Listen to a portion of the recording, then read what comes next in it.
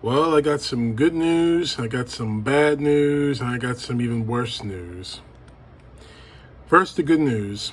By now, everyone pretty much knows that Donald Trump's case in New York has gone from a civil case to a criminal case. So, sooner or later, Donald Trump is going to pay the price for breaking the law in New York City when it comes to his taxes. Everything he's done when it comes to taxes, which he refused even after he became president, after he said that if I become president, I will release my taxes, that he refused to do so. So it's all coming out. And there's not a damn thing Donald Trump can do about it to stop it. The bad news is, obviously, Senator Mitch McConnell, Moscow Mitch, Moscow Money Mitch, has joined the idiot minority leader in the House, House McCarthy, in trying to stop the 9/11 style commission into looking into the January 6th insurrection attempt by Trump and his supporters. I'm not a bit surprised of any of that because honestly, it's going to implicate every single one of them. Every single one of them has said something is supporting an insurrection or supporting fighting against the election results. Now the last video I posted up there, I'm not going to show you that again, but the last video I posted showed every single member, every single Republican, including Trump's family, including network personalities from Fox News and elsewhere, screaming to fight against the election results, including Donald Trump himself. Now, the simple fact is they're against this investigation, obviously, because obviously it implicates every single one of them.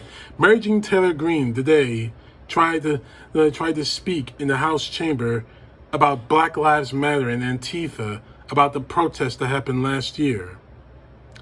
Well, according to the information I got, a lot of those people who burned things down and damaged things and caused the money damage there were actually agitators that were Trump supporters or right-wing extremists that have tried to put the blame on Black Lives Matter and Antifa.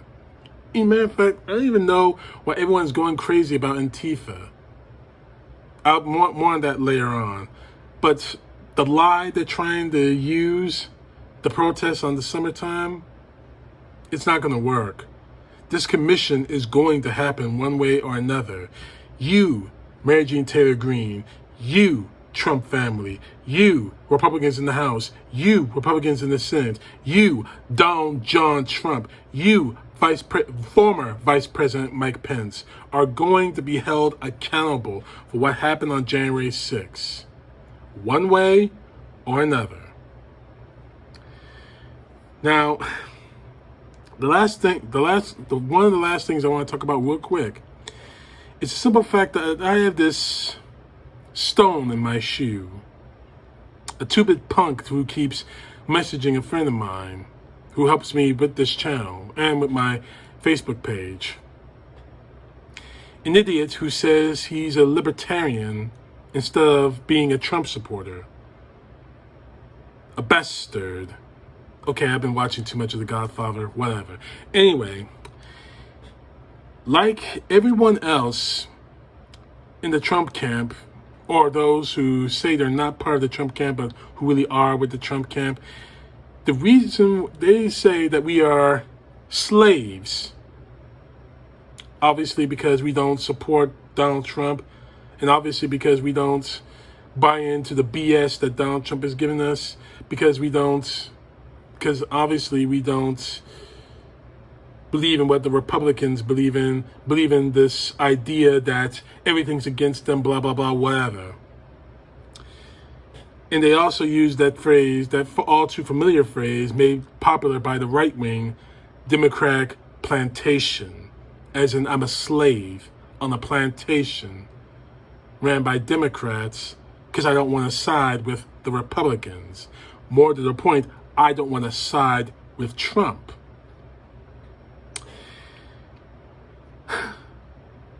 I wish I could really say what I really want to say to that son of a bitch. Actually, I want to do a whole hell of a lot more than talk. Really, a whole lot more. And you see the fist, right? But here's the thing. I'm a slave because I don't want to follow your way of thinking, which is Trump, which is the conservatism, or in his case, libertarianism. I'm a slave because I follow a man, a president, who is actually fighting to protect this country, to fix the mess that Donald Trump left. I'm a slave. You know what? I'm just going to say it. If he had said this to me face to face, one of two things would be happening right now. One, I would probably walk away with a busted up fist. Or two, I probably would have ended up with a black eye or two. And I'm good with that. Because nobody calls me a slave. Nobody calls me that, ever. I had to go through 4 years of that bullshit with Donald Trump. Just because I wouldn't support Trump, I'm called a slave. Okay. All right. That's the way it is. Now, someone asked me, why can the Republican Party be fixed? The answer is no, it can't. And here are 10 reasons, 10 explanations. Now, I hate to sound like David Letterman, but here are 10 explanations as to why the Republican Party, especially the Trump Republicans, can never be helped or fixed. Here are 10 reasons why.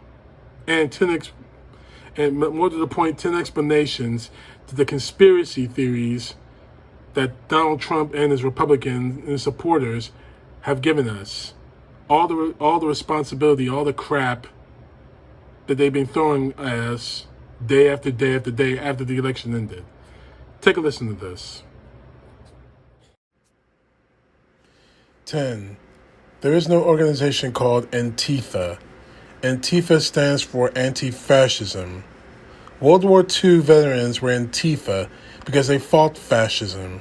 Anyone who's against fascism is Antifa. There's no membership card. Anyone can be Antifa. Everyone should be Antifa. 9. The Democrat Party does not support socialism. The government will never control the means of production in the country because capitalism is too ingrained in our society. Democrats want to change the tax code so corporations pay more and poor people pay less. They want to level the playing field so more people have the opportunity for upward mobility. Socialism is simply a scare tactic word used by rich people and the Republicans to keep everyone else in line. Number 8. Donald Trump lost the election. There's never been a drop up of evidence presented in a court of law to prove otherwise. Election audit after election audit, including this current election audit in Arizona, have all reached the same conclusion. Donald Trump's own appointed 3 supported Supreme Court justices and the Supreme Court itself still won't touch any of these lawsuits. This is just another con by a man who made his living as a con artist. Number 7. People who support abortion are not baby killers. Abortion is an extremely complicated and deeply personal decision for when it comes to women. No one truly knows when life actually does begin, and it's arrogant to presume otherwise. It is also hypocritical to be pro-life when you turn your back on a child as soon as they leave the womb. And we all know who we're talking about. Number 6, QAnon spews absolute nonsense. Nothing he or they have ever presented has come true. He or they, or she or they, Lee makes things up as they go along. They are nothing more than an insogrammer with nothing better to do than manipulate weak-minded people who are prone to believe crazy conspiracy theories because they lack any kind of critical thinking skills. Number 5, climate change is real. NASA says it's real, and NASA is flying helicopters around Mars right now. So NASA is a hell of a lot smarter than you are. Number 4, the pandemic was never a hoax. Nearly 600,000 Americans have lost their lives to the COVID-19. You folks make this far, far worse than it has to be with your ridiculous YouTube videos and your refusal to wear a mask in public, or especially now, to get the vaccine. You are the reason it has been taking so long for this country to recover. You played politics with a deadly virus, and now you have blood on your hands. And that is something I will never apologize for saying about, because it happens to be true. Number 3, immigrants aren't rapists and murderers. The vast majority of these people simply want a better life for their families. They're willing to walk through a desert just to get a sliver of the American dream. They're no threat to you or to anyone else. They're more frightened of us than we need to be of them. Number 2, not everything that conflicts with your viewpoint is fake news or lies. That's just another talking point being drilled into your head by right-wing media and Donald Trump himself. Confirmation bias is very insidious.